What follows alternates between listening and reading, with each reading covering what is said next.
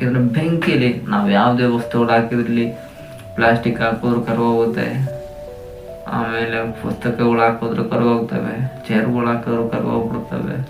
ಬೆಂಕಿಯಲ್ಲಿ ಯಾವುದೇ ಒಂದು ವಸ್ತುಗಳನ್ನು ಹಾಕಿದಾಗ ಬೆಂಕಿ ಅದೆಲ್ಲವನ್ನ ಅದು ಆಹುತಿ ಮಾಡಾಕ್ಬಿಡುತ್ತೆ, ಎಲ್ಲವನ್ನ ಬರ್ನ್ ಮಾಡಿಬಿಡುತ್ತೆ, ಎಲ್ಲವನ್ನ ಸಾಯಿಸ್ಬಿಡುತ್ತೆ, ಏನು ಕೂಡ ಮಿಕ್ಸೋದೇ ಇಲ್ಲ. ಆಮೇಲೆ ಈ ರೀತಿಯಾಗಿ ಬೆಂಕಿ ತನ್ನ ಕೆಲಸವನ್ನ ಅದು ನಿರ್ದಿಷ್ಟವಾಗಿ ಮಾಡುತ್ತೆ.